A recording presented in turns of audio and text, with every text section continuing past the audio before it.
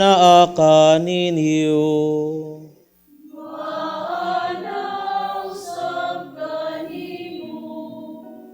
Kinutlogikan sa Ebanghelyo sumala ni San Mateo. Ipayaw ikaw, O Ginoo. Mao kini ang kaagi sa pagkatao ni Hesukristo. Ang iyang inahan nga si Maria sinayuran ni Jose. Apan sa wala pa sila magtipon, nakamatikod si Maria nga nagsabak siya sa lalang sa Espiritu Santo. Si Jose nga iyang pamanhunon, tao nga matarong. Apan dili siya buot nga pakaulawan niya si Maria atubangan sa mga tao. Busa naglaraw siya sa pagpakigbulag kaniya sa hilom. Samtang naghuna-huna siya niini, mipakita kaniya ang usa ka anghel sa Ginoo pinaagi sa damgo ug miingon, Jose, kaliwat ni David, ayaw kahadlok pagpangasawa kang Maria, kay ang iyang gisabak lalang sa Espiritu Santo.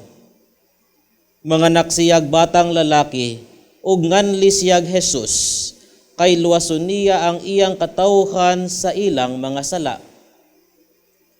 Ug kining tanan nahitabo, aron matuman ang giingon sa Ginoo pinaagi sa propeta. Ang usa ka babaeng ulay magmabdos ug moanak og lalaki, ug nganlan siyag Emmanuel, nga sa ato pa ang Dios ania uban kanato. Busa sa pagmata ni Jose, gituman niya ang gisugo sa anghel, o gipangasawa niya si Maria. Ang Ebanghelyo sa Ginoo. Dayon ikaw, O Kristo. Mayong adlaw sa tanan. Maigsuon ko ni Kristo kung atong tan-awon kining atoang korona sa Adbiento, aduna nay upat ka mga kandila nga nagsiga. Buti pasabot, hapit na daw ang Pasko. Pero aniya pa kita sa panahon sa Adbiento.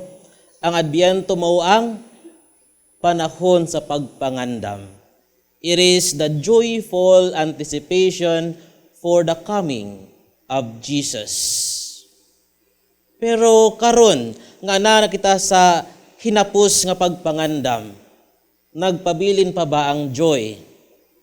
Anaa pa ba ang kalipay? Anaa pa? Hinaot anaa pa.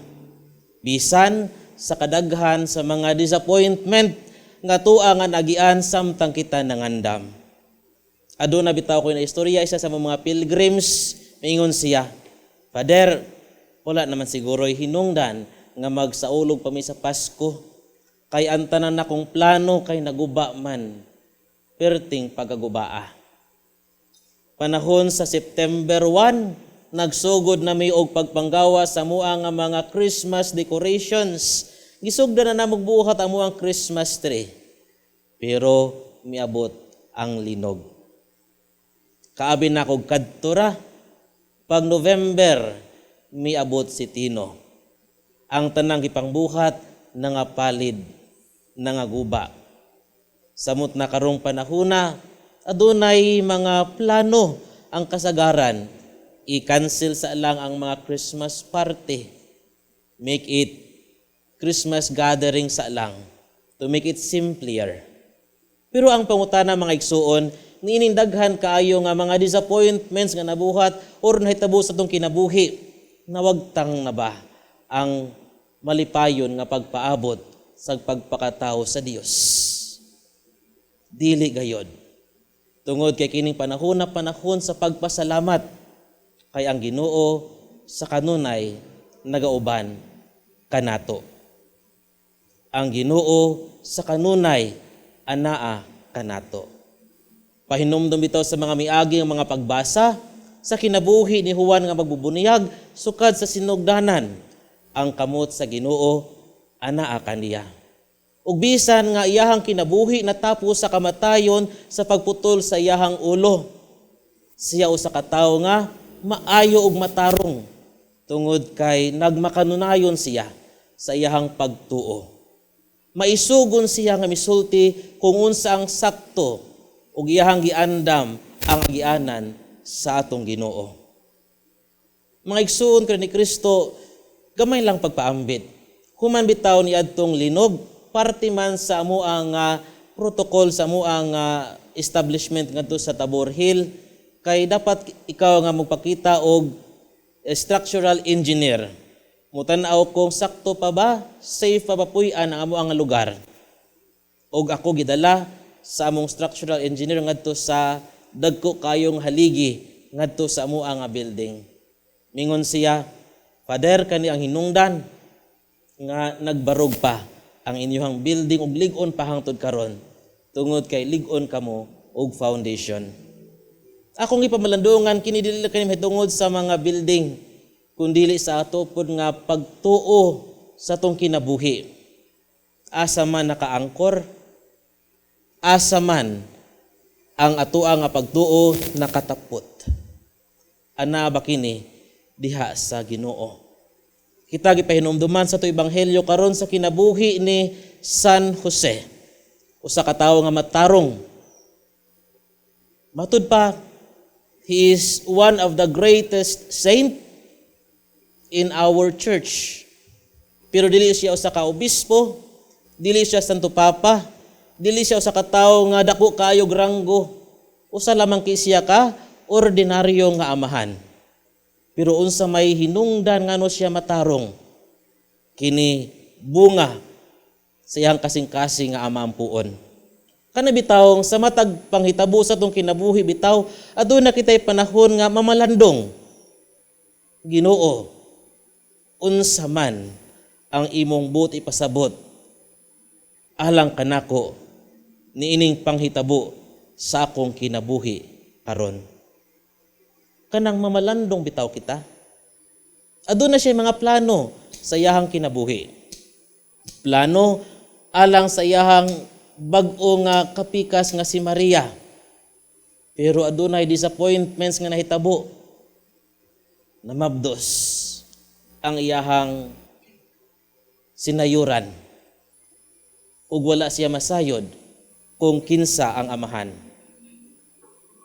Sa mga kalalakihan nga niya dinhi karon, unsa kaha ang natural nga response or immediate nga gihuna-huna ang ako ang hinigugma, engage na mi, na mabdos man dili ako ang amahan.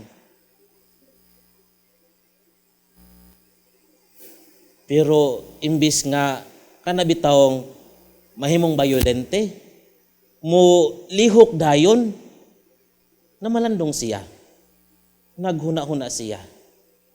Unsa man Ginoo ang imong mensahe alang kanako karon.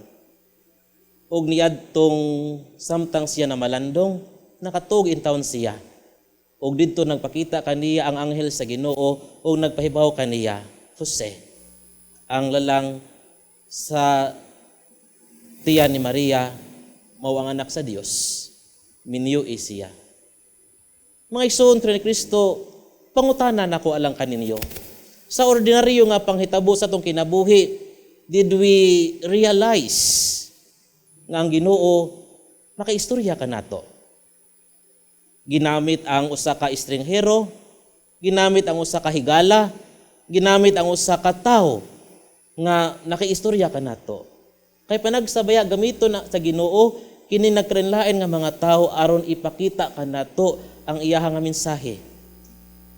O kini sa kinabuhi ni Jose, bunga sa iyahang pagpamalandong, bunga sa iyahang pag-ampo.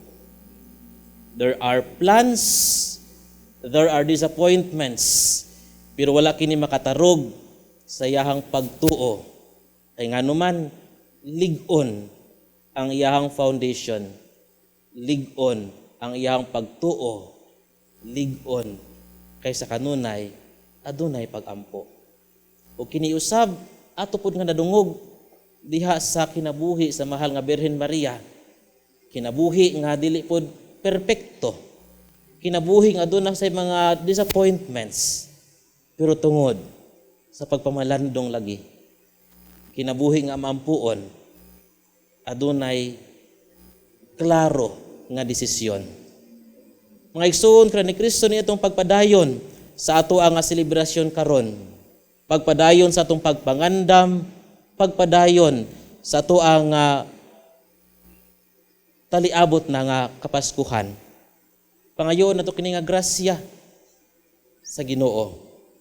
Ang kalinaw sa hunahuna, ang kalinaw sa kasing-kasing, ug ang kalig-on sa atong pagtuo bisan unsa man ang moabot sa atong kinabuhi. Amen.